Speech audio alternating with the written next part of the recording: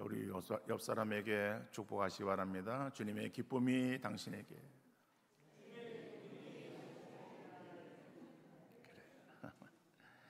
예, 우리의 삶에 별로 기쁨도 없고 또 즐거움도 없고 행복도 없는 그러한 삶인 것 같지만은, 그러나 주님께서 정말 주시는 그러한 참된 기쁨이 우리의 심령 속에 더 충만하시기를 기원합니다. 영국의 저명한 소설가 웰스라고 하는 사람이 이 소설을, 단편 소설을 썼는데 그 가운데에 성직자의 죽음이라고 하는 소설을 썼어요. 글을 썼어요. 그 내용이 무엇이 어떻게 되는가 하면은, 한 성직자가 매일 저녁에 교회에 나와서 기도를 하는 거예요. 그 기도를 하면서 항상 들어지는 그러한 그 기도의 시작은 이런 거예요. 전능하신 하나님 아버지여, 내 기도를 들으시고 응답해 주옵소서라고 기도를 시작하는 거예요. 그 기도하는 그 성자를 보면서 사람들은 굉장히 존경하고 또 믿음이 정말 충만하구나, 그렇게 칭찬을 하면서 본받아야 될 그러한 분이라고 인정을 했어요. 근데 어느 날 이 성직자가 기도하다가 그만 죽었어요. 알고 보니까는 그날도 동일하게 간절한 마음으로 하나님께 기도한 거예요. 전능하신 하나님 아버지, 제 기도를 들으시고 응답해 주옵소서 라고 이렇게 기도를 이제 시작하는 거예요. 근데 그날 따라서 하나님께서 직접 응답을 하신 거예요.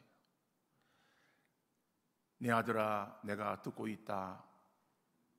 그만 그 소리에 깜짝 놀랐어. 심장마비로 죽었다는 거예요. 물론 이거는 소설 속에 나오는 이야기예요. 그러니까 매일 자기의 기도를 들으시고 응답해 주실 것을 간절히 기도하지만은, 그러나 정작 믿지는 않고 있는 그러한 그 기도하는 사람들의 모습을 풍자해서 그래서 그런 글을 쓴 것 같아요.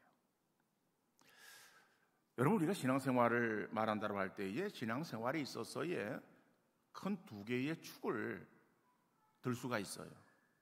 그러니까 그 두 개의 축이 무엇인가 하면은 우리가 예상하는 대로 하나님 말씀과 기도, 그렇죠? 말씀과 기도가 우리의 신앙생활에 하나의 큰 축을 이루고 있다. 그런데 오늘은 기도에 대한 그러한 말씀을 우리 함께 나누기를 원합니다. 여러분, 기도라고 할 때 그 기도는 우리 기독교에서만 있는 기독교의 전유물이 아니죠. 물론 여기 계신 분들 가운데서 혹시 다른 종교에서 있다가 기독교로 개종하신 분들도 계실 수 있고, 또 우리의 주변에 다른 종교를 가지고 있는 그런 사람들과 서로 이렇게 대하는 그런 경우도 있어요. 자, 그런데 그들에게 있어서도 기도가 있다는 것이죠. 그러니까 모든 종교에는 다 기도가 있어요. 우리 기독교에도 기도가 있죠. 자, 그러면은 다른 종교에서의 기도, 우리의 기도, 어떠한 차이가 있겠는가? 자, 물론 우리가 이 기도에 대해서도 생각할 때에 우리는 그냥 기도는 하면 된다, 하라라고 이렇게 요구합니다.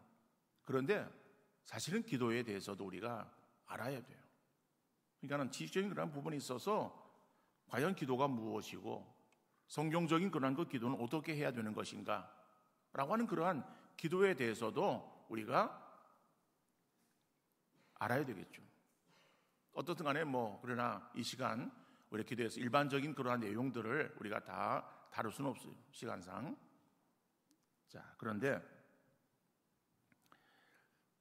다른 종교에서의 기도라고 할 때 일반적으로 기도하면은 어떤 것을 기도라고 생각하는가 하면은 자기의 어떤 필요, 그죠? 자기 어떠한 당면에 있는 어떠한 문제 해결, 이런 것들을 가지고서 그것을 자기가 섬기고 있는 그러한 신에게 구하는 거죠. 그래 그것을 이루어 주기를 원하는 마음들을 가지고 있어요. 자, 그러니까는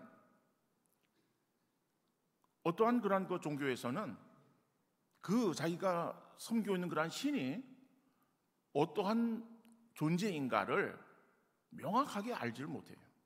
그냥 어떠한 그러한 신에게 신을 부르면서 내가 빌면은 된다라고 하는 그러한 그 지식을 그냥 전해 들어서 나도 그렇게 따라서 하는 그러한 사람들도 있다는 것이죠.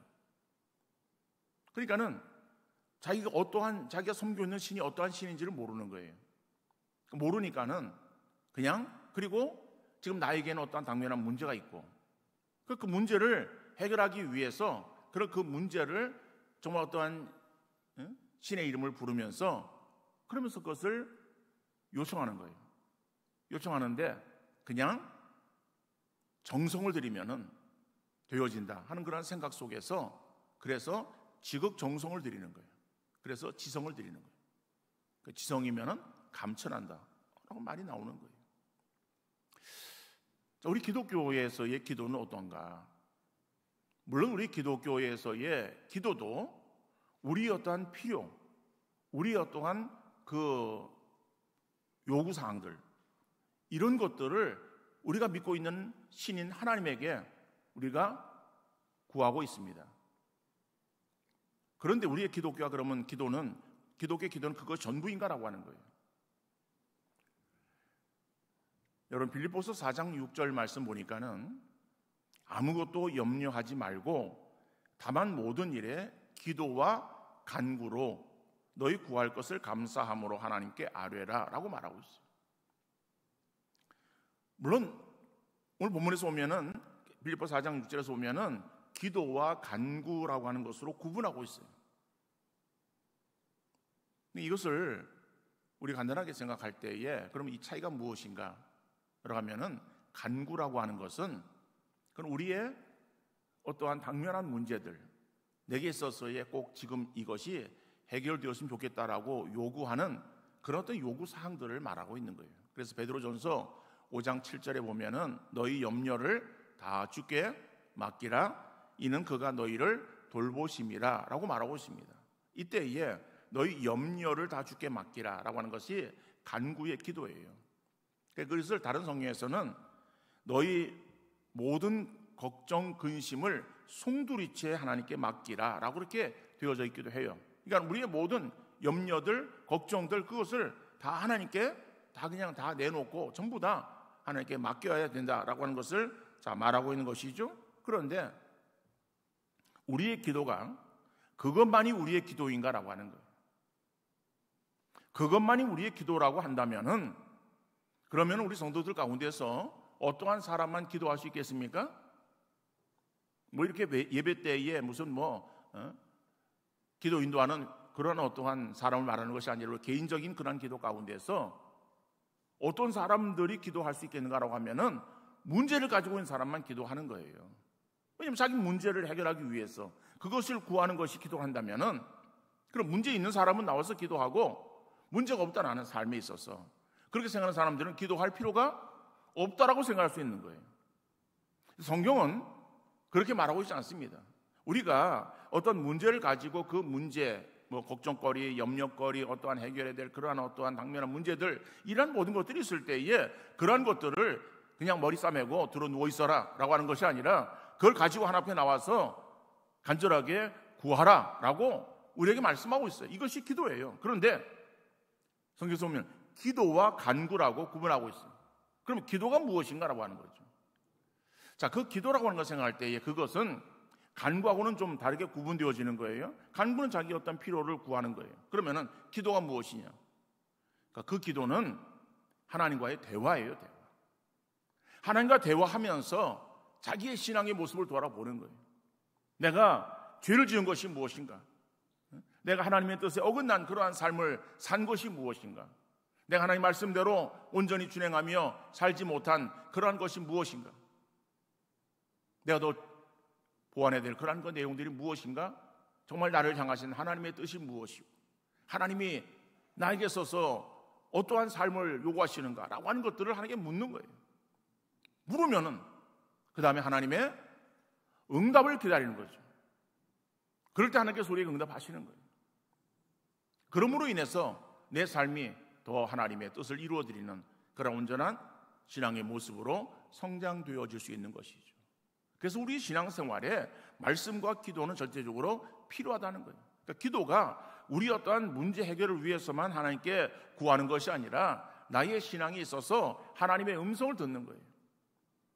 물론 하나님께서 우리에게 있어서의 음성을 듣게 하신다라고 할 때에 육성으로 이렇게 말씀하시는 하나님이시겠는가? 하나님은 영이세요. 우리 영적으로 우리에게 말씀하시고 우리 마음에 어떤 확신을 주시고 마음에 우리의 마음을 또 깨닫게 하시는 은혜를 베풀어 주시는 것이죠. 자, 어떤 간에 이러한 어떠한 기도를 생각할 때에 이방의 그런 다른 종교의 기도와 다르다라고 하는 거예요. 물론 그들에게 있어서의 기도의 범위도 자기 자신만 위해서 기도하는 것은 아닐 거예요. 그러니까 다른 종교를 가지고 있는 사람들도 자기의 가족을 위해서, 그죠? 자녀들을 위해서, 배우자를 위해서, 부모를 위해서, 그러니까 가족을 위해서도 필요를 구할 수 있어요.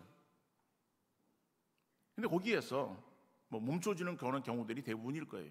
근데 우리의 기도는 어떻습니까? 우리가 자기 자신만을 기도하는 것도 아니고 가족을 위해서 우리도 기도합니다. 그런데 우리의 기도가 우리 어떤 가족에서만 그쳐지는 것이 아니라 우리의 기도가 어때요? 더 나가는 거예요. 한 걸음 더 나가서 성도들을 위해서, 그렇죠? 우리 교회를 생각하면서 교회 예수 그리스도의 피로 한 가족 되어진 우리 수원 세빛교회 성도들 가운데서 내가 정말 기도해 줘야 될 그러한 사람들이 누구인가를 우리가 생각하면서, 그래서 정말 그들의 이름을 불러가면서 하나님 앞에 기도하는 우리의 기도가 되어야 된다는 것이죠. 더 나가서 우리가 알고 있는 어떤 지인들, 교회를 위해서 기도해야 되고, 또 교회의 목회자들을 위해서도 여러분들 기도해 주시기 바랍니다. 더 나가서 나라와 민족을 위해서도, 그렇죠? 그러니까 우리의 어떤 기도는 나만을 위한 기도가 아니라, 그렇죠? 내가 다른 사람들에게 있어서의 어떠한 그 필요를 우리가 대신 구하는, 그래서 우리가 그들에게 있어서의 정말 하나님의 복의 통로로서의 역할들을 감당하는 그러한 우리의 신앙의 모습이 되어야 된다는 것이죠. 저는 오늘 이 본문에서도 바울이 빌립보 성도들을 위해서 기도하는 그러한 그 내용이 오늘 본문에 기록이 되어져 있습니다. 자, 그렇기 때문에 이 기도가 어떠한 내용을 담고 있는가라고 하는 것을 살피면서 주시는 은혜를 함께 나누는 시간이 될 수 있기를 바랍니다. 첫 번째로 성숙한 사랑을 가지고 그에 합당한 삶을 살 수 있기를 위해서 기도하고 있어요. 다시 말하면 바울이 지금 빌립보 성도들을 향해서 기도하는데 그들의 육신적인 그러한 그 부분들만을 기도하는 것이 아니라 영적인 그러한 부분에 있어서 그들의 사랑이 가지고 있는 그 사랑이 더욱더 풍성해졌어. 그래서 성숙한 사랑을 가지고 그 사랑에 합당한 그러한 삶을 살아가는 성도가 되어지기를 위해서 기도하고 있다는 거예요. 오늘 본문 9절 말씀 보면은 내가 기도하노라 너희 사랑을 지식과 모든 총명으로 점점 더 풍성하게 하사라고 되어져 있어요. 근데 이것을 다른 번역 성경, 한글 다른 번역 성경으로 보면은 이렇게 나와 있습니다. 내가 여러분을 위해서 기원하는 것은 여러분의 사랑이 참된 지식과 분별력을 갖추어 점점 더 풍성해져서 가장 옳은 것이 무엇인지를 가릴 수 있게 되었으면 하는 것입니다 라고 되어 있어요. 물론 이것은 9절하고 10절의 중반절까지의 그런 내용이에요. 그러니까 바울이 이 빌립보 성도들을 위해서 기도하는 것은 그 빌립보 성도들에게 있어서 정말 그 가지고 있는 사랑, 그 사랑이 더 풍성해졌어.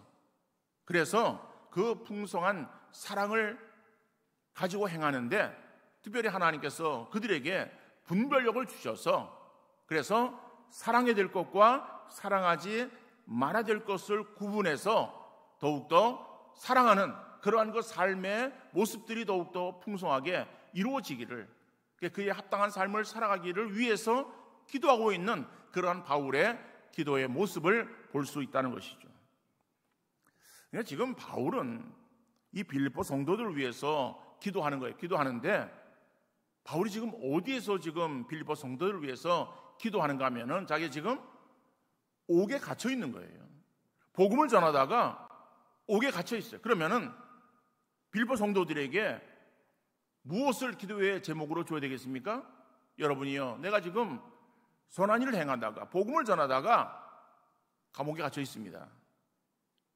그러니까는 내가 이 감옥에서 빨리 나올 수 있도록 나를 위해서 기도해 주시기 바랍니다 라고 오히려 지금 이 빌립보 성도들에게 자기 형편을 이야기하면서 기도를 요청해야 될 그러한 상황의 바울이에요. 그런데 바울은 그 안에 있으면서도 이 빌립보 성도들을 향한 사랑의 마음을 가지고 있는 정말 사랑꾼 바울을 우리가 보게 되어진다는 것이죠. 그래서 그 바울이 빌립보 성도들을 위해서 오히려 기도하는 거예요. 여러분, 우리가 기도한다라고 할 때에 내 문제가 지금 아주 다급해요.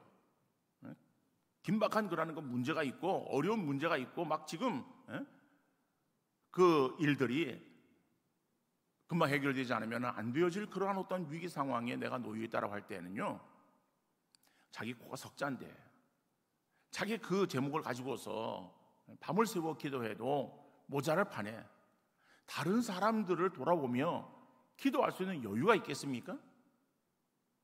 여유 없을 거예요. 그렇죠? 우리의 문제, 나의 문제가 다 해결되어지고 난 다음에 시간이 있으면은 그럼 그때 비로소 다른 사람들을 돌아볼 수 있는 것이죠. 근데 바울은 지금 그런 것이 아니다라고 하는, 자기 코가 석자예요. 그러니까 자기에게 있어서의 그러한 지금 감옥에 갇혀 있는 그러한 그 바울, 그 감옥에 갇혀 있다라고 할 때 그것이 편안한 삶이에요? 행복하고 만족한 삶이에요? 불안하잖아요. 사람이기 때문에. 또 언제 풀려날지 그것도 예상되지 않는 거예요. 그러니까 그러한 그 상황이 있어서는 빌립보 성도들을 위해서 기도할 마음이 생기지 않았을 거예요. 그런데 바울은 오히려 빌립보 성도들을 위해서 기도하는 거예요. 기도하는데 그 내용이 그냥 세상적에서 잘 먹고 잘 살기 위해서 기도하는 것이 아닙니다. 그들에게서 사랑이 더욱더 풍성해져서 성숙한 그러한 사랑의 사람이 되어지길 위해서 기도하고 있는 거예요. 여러분, 교회는 사랑이 풍성한 사랑의 공동체가 되어야 되는 줄 믿습니다. 물질의 풍성함이나 교인들의 숫자의 풍성함보다는 사랑이 풍성한 교회가 되어질 때에 주님이 기뻐하시고 사람들에게도 칭송받는 교회가 되는 줄 믿습니다. 마지막 때가 될수록 나타나는 현상 가운데 하나가 무엇인가 하면은 사랑이 식어지고 있다라고 하는 거예요. 마태복음 24장 12절에 보니까는 불법이 성함으로 많은 사람의 사랑이 식어지리라. 여러분, 마태복음 24장은 마지막 때의 모습을 말하고 있습니다. 그 마지막 때가 되어지면 나타나는 현상이 불법이 성해진다라고 하는 거예요. 그러니까 점점 포악한 그런 세상이 되어지고 정말 죄악이 가득한 그런 세상이 되어짐을 말하고 있는 거예요. 근데 그뿐 아니라 그 가운데에 사랑이 식어지는, 여러분, 세상에서의 그 사랑이라고 하는 그 것을 중요하게 인식하고 있는 것 같지만 점점 그 사랑은 뒷전으로 미뤄지고 있어요. 결혼을 하는 그러한 이 신혼 젊은 우리 청춘들에게 있어서 정말 그들이 어떠한 결혼의 조건으로 삼는 것이 무엇인가? 제일 우선순위가 진정한 사랑을 1우선순위로 뽑고 있는가? 물론 그들에게 있어서는 다 사랑이 전제되어 있다라고 말을 해요. 그러나 정말 그들에게 있어서의 제일 우선순위는 물질을 보는 거예요. 그 사람의 능력이 얼마나 되어지고 그 사람이 무엇을 가지고 있고라고 하는 그 외적인 것에 관심을 두고 있지 않습니까? 아무것도 없다고 한다면은 그러면은 사랑이 밥 먹여주냐, 그런 마음들을 가지고 있는 거예요. 근데 우리가 인생을 살아오신 우리 여러분들이 생각할 때 어떻습니까? 정말 사랑하는 진정한 그 깊은 사랑이 있을 때에 사랑하는 그런 그 마음을 가지고 같이 연합해서 처음 이 시작은 어려웠었지만 그러나 점점 그 삶이 이렇게 더 풍성해졌던 그런 그 기억을 우리가 되살릴 수 있지 않겠습니까? 어떻든 간에 점점 세상은 사랑이 식어져가는, 그리고 사랑이 뒷전으로 미루어지는 그러한 현상이 드러나고 있음을 볼 수가 있어요. 여러분, 교회의 본질, 교회의 중심 사상, 그것은 사랑이라고 말할 수 있어요. 그래서 고린도 교회에 편지하면서 정말 사랑을 강조하는 그러한 그 바울은 믿음과 소망과 사랑, 이 모든 것은 다 필요하지만 그 중에 제일은 사랑이라고 말하고 있어요. 교회가 사랑을 잊어버리면 아무것도 아니에요. 요한계시록 보면은 그 3장까지에서의 내용이 소아시아 지방의 7개 교회를 말합니다. 그 7개 교회 가운데서 에베소 교회가 있었어요. 요한계시록 2장 4절 5절 말씀 보니까는 그러나 너를 책망할 것이 있나니 너희의 처음 사랑을 버렸느니라. 그러므로 어디서 떨어졌는지를 생각하고 회개하여 처음 행위를 가지라. 만일 그리하지 아니하고 회개하지 아니하면 내가 네게 가서 네 촛대를 그 자리에서 옮기리라. 에베소 교회를 향하는 주님의 말씀이에요. 너희가 처음 사랑을 잃어버렸다. 그런데 잃어버린 그 첫사랑을 다시 회복하지 아니하면은 내가 너희 가서 촛대를 옮겨버리겠다는 거예요. 더 이상의 교회가 되지 않게 하시겠다는 거예요. 여러분, 교회의 본질은 사랑이다라고 하는 것이죠. 그러면은 풍성한, 사랑이 풍성한 그러한 교회가 되어지기 위해서 무엇이 필요하겠는가? 오늘 본문에 보니까는 모든 지식과 총명으로라고 말하고 있어요. 그러니까는 지식이라고 하는 것은 성도들이 가져야 될 하나님에 대한 그 지식을 말하는 거예요. 총명은 분별력을 말하는 거예요. 그러니까 사랑이 풍성한 교회가 되기 위해서 먼저 우리가 하나님에 대한 지식이 우리에게 있어야 되는데, 그 하나님이 어떠한 하나님이신가? 그 하나님은 우리를 사랑하시는 사랑의 하나님이시다라고 하는 거죠. 그러니까 그 하나님의 사랑의 그 하나님에 대한 그러한 분명한 지식을 우리가 가지고 있어야 된다는 거예요. 그리고 그 하나님의 사랑을 우리가 받았기에 받은 그 사랑을 가지고 온전한 분별력을 가지고 그 사랑을 잘 활용하는 사람이 되어야 될 것을 말씀하고 있는 거예요.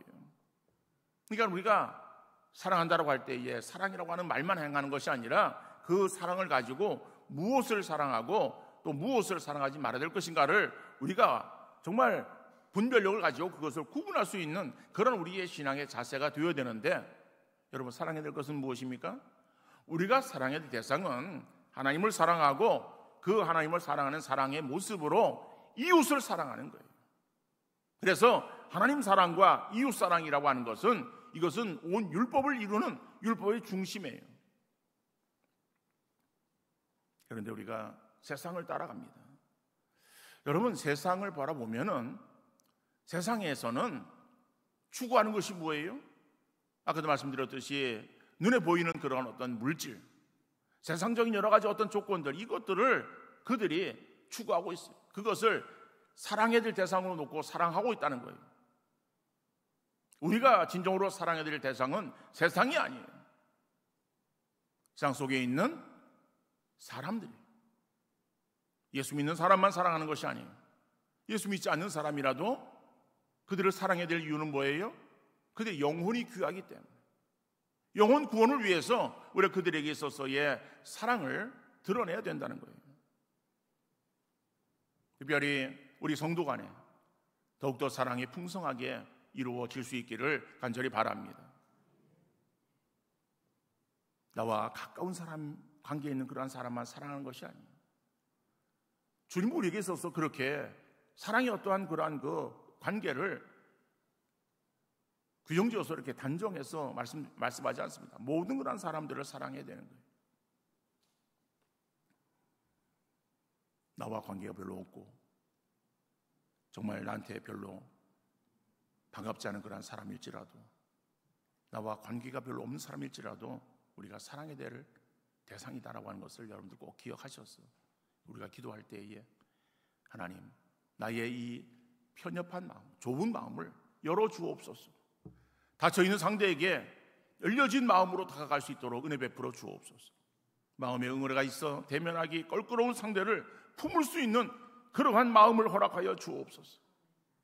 미워하는 마음이 남아있는 상대를 용서할 수 있는 마음을 허락하여 주옵소서. 기도하는 우리 모두가 되어질 수 있기를 간절히 바랍니다.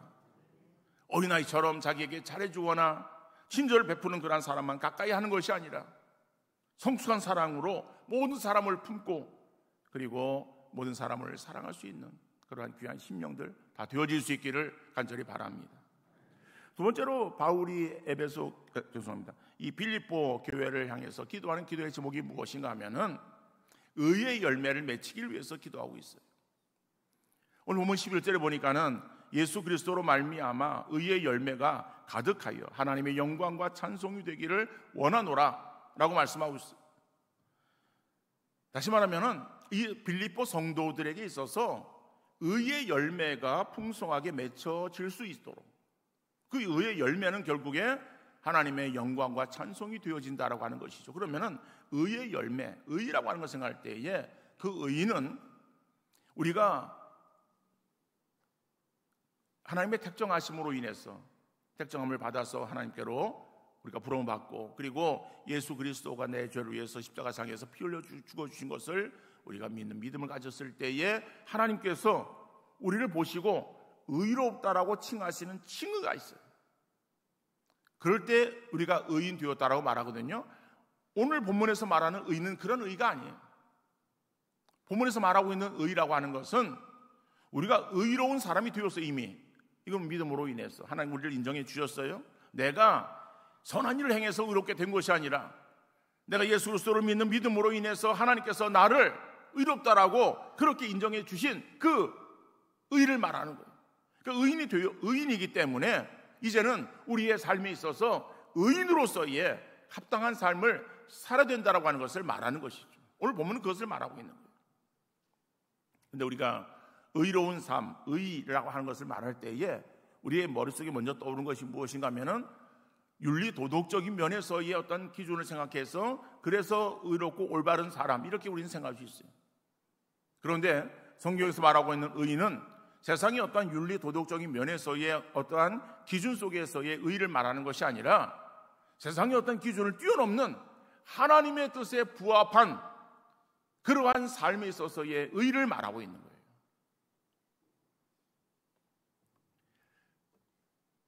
그러니까는 우리가 정말 의롭게 살아야 된다라고 하는 것의 기준을 어디에 둬야 되는가 하면은 어떤 세상적인 어떠한 그런 그 가치 기준에 있어서의 의, 그래서 이것을 행하면은 의인이고 행하지 못하면은 불의한 사람이고 라고 하는 그런 기준을 가지고서 그래서 어떻게 그것을 넘기 위해서 애를 쓰는 그런 모습이 아니라 정말 하나님이 우리에게 원하시는 그런 그 삶의 모습을 이루기 위해서 우리가 힘쓰는 그러한 우리의 삶의 자세가 되어야 됨을 말하는 거예요.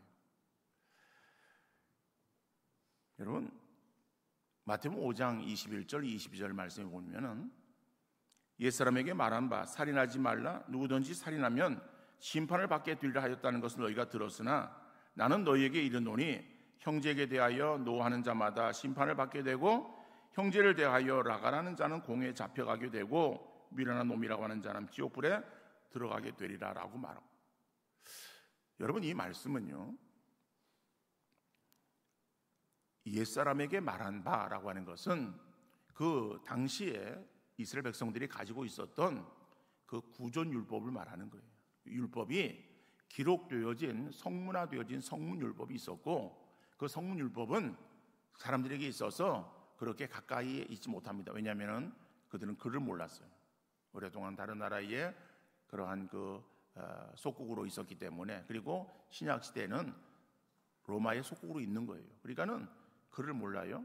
그러니까 그들에게 성경이 그 히브리 글자가 그들에게 있어서는 굉장히 어렵게 여겨졌던 것이죠. 그래서 주어도 못 읽어요. 그래서 그들에게 있어서의 그러한 그 율법을 계속해서 신명의 말씀처럼 계속해서 그들을 가르치기 위해서 그 가운데에 중요한 그러한 부분들을 발췌해서 그래서 그들에게 계속해서 반복해서 교육을 시켜왔어요. 그러니까는 입으로 전해서 내려오는 율법이다. 그래서 구존율법이라 그러는 거예요. 그 가운데 하나가 무엇인가 하면 오늘 본문의 말씀입니다. 살인에 대해서 말하고 있어요. 성경이 살인에 대해서 말하는데, 살인에 대해서 어떻게 말하고 있는가 하면은 십계명에 보면은 살인하지 말라라고 끝을 맺고 있어요. 그런데 그들은 그것을 해석을 붙여요. 그래가지고 살인하지 말라, 살인하면은 심판을 받는다라고 하는 그런 심판을 받는다라고 하는 그런 그 조건을 거기다가 더 붙였어요.